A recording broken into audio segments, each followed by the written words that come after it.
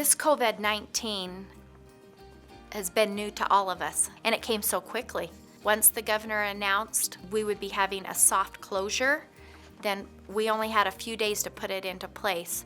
And so, as much as we'd like to keep a perfect schedule and have our students do things in an exact way, we realize that we do need to be flexible at this time, and it's important because none of us have ever experienced this before. Our students are hearing lots of things. They feel the tension with parents. They feel the anxiety that's happening. They think they were going on a summer break, but it is not. You know, education goes on, and we're hoping that we can provide the best possible education considering this unprecedented time in our state of Utah. Most of our teachers are adaptable, and they've used online and they've used technology comfortably.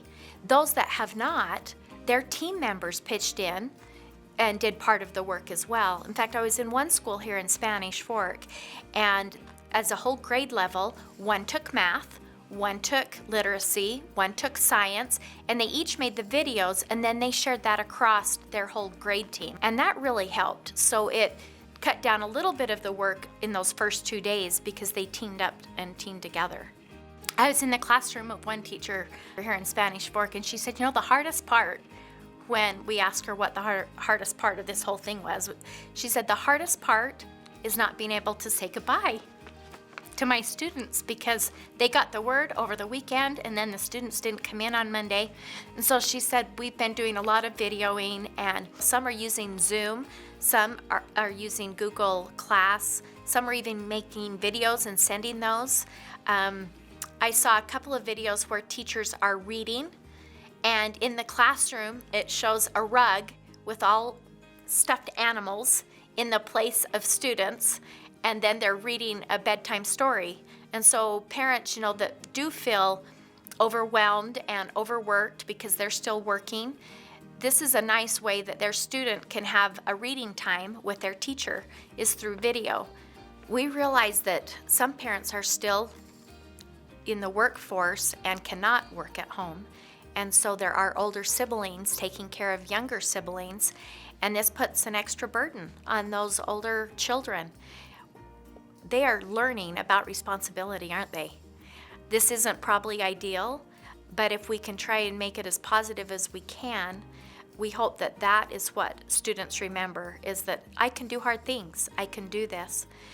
One of the things is we don't want parents overly stressing about a particular schedule and that it has to be exact.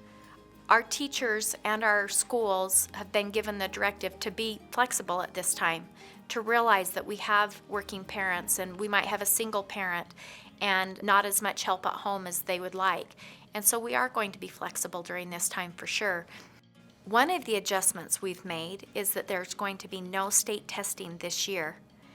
And that can be a relief to many students and teachers alike to be held accountable for state testing in these unprecedented, unusual times.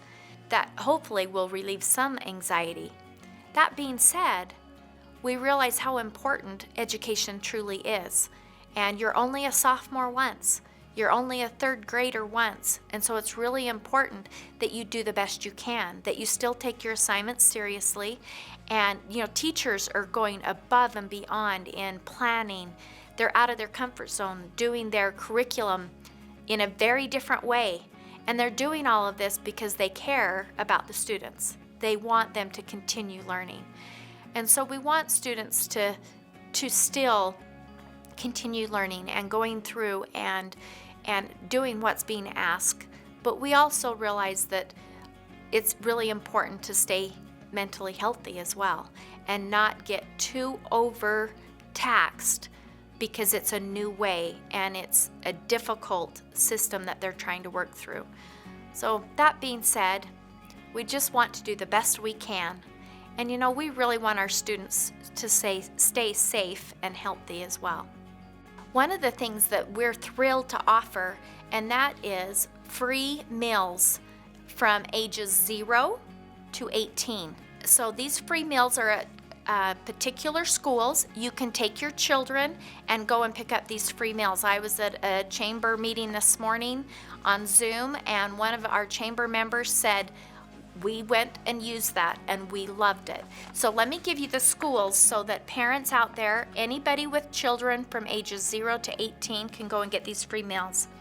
And they are Brockbank, Diamond Fork, Landmark, Larson, and Park. And you don't need to be going to those schools to pick up those meals, and you can pick up breakfast and lunch at the same time. We realize that many parents and students are getting a lot of emails, especially if they have more than one teacher, like 7 teachers at the junior high or 5 or 6 teachers at the high school. But we'd rather have that problem with over information and more activities to do than not enough. I've actually heard just this week from 3 different people saying they have siblings in other states saying, we're not getting anything. We haven't even heard from our school. We haven't heard from our teacher. And so we realize we are probably over communicating a bit, but we do want students and parents to know we love your students. We care about what they're doing, and we want their education to continue. We realize that, mental health and mental resiliency is extremely important. In fact, we have some links on our site. For parents, especially if you're feeling overwhelmed, we have on our NEBO site, it's www.nebo.edu,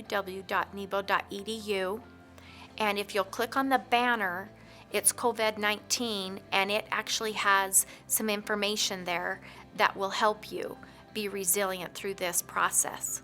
One of the things we are doing is we'll be sending out some surveys. What's working? What's not working? How would you like to see this different? And try and make some adjustments so that we can continue on a good partnership with our parents and our students.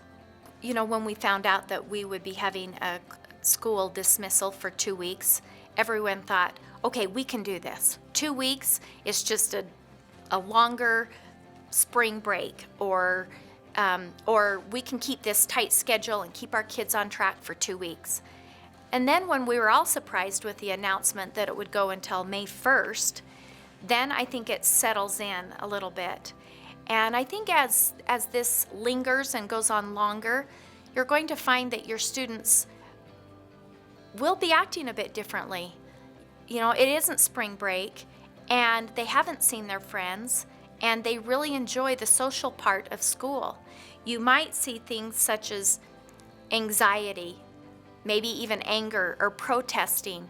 In our smaller children, temper tantrums, meltdowns, and maybe even a few parent meltdowns. And I think it's really important that we understand that we're all in this together. It's not an isolated event. It's all of us. And I know parents are feeling more stress than normal because many of them have not been trained to be teachers. And I think what we're asking is just that parents do their best, employees do their best, and students do their best. But realize that it's not going to look the same as it normally did. We're going to be more flexible, and we're hoping that the learning continues and takes place. And there's lots of different types of learning. Where they're not getting out, it might be important to do a little family side trip, to do a field trip, to go out and see what's going to be blossoming here in the next couple of weeks. Maybe take a virtual online field trip to the zoo or to Europe to see, some history. Those are important times. Some things that your children, I think, will remember years down the road after these few months have passed. They're going to remember how they felt during this time. Well, do you remember when we did this, when we had to stay home? Such as maybe playing a family board game, maybe singing together, maybe reading a book together where the parent is reading the book and the entire family's reading the same book. It will look different, and it should look different. And hopefully it will be memorable and a positive thing in our lives instead of tension and anxiety. And students and children are sharp.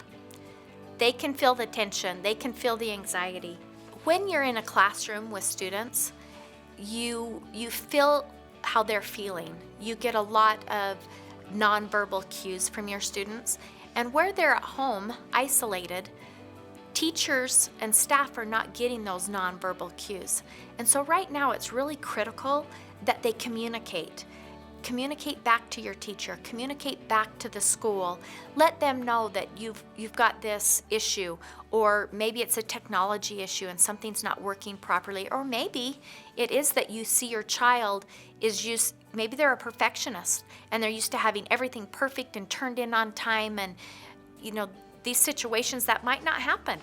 And when your child is feeling that, or if parent is feeling that, communicate that back. That's really important that we have that two-way communication, not just one way, but two-way communication. One of the things I've been noticing that teachers are doing and schools are doing is they're asking for the feedback in various ways. Like they'll give an assignment, a writing assignment. Tell us what your bedroom is decorated, how you feel when you're in your home, what's your favorite place outside in your yard, and take pictures and let us know and post back to the teacher. Is giving that two-way communication, not just assignments, but how students are doing and how they're feeling. It might be, instead of a writing assignment, it might be posting something on social media. Please post to our social media and tell us what was your favorite assignment this week. We realize that schedules aren't going to be perfect, assignments aren't going to be perfect, and that's okay. We will course correct when our students get back in the classroom. We have trained teachers that are good and they know what they're doing. So above all else, do the best you can. We're all in this together and we're here to support you, and we will try and course correct once we get back to normal. From Nebo School District, we just really want to thank our teachers and all of our staff for the extra mile that they've gone through this difficult time.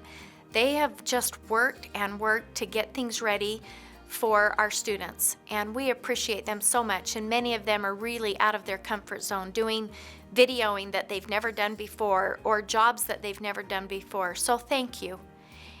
And of utmost importance is our many thanks to our parents that have gone out of their comfort zone in trying to be teachers. We appreciate your support.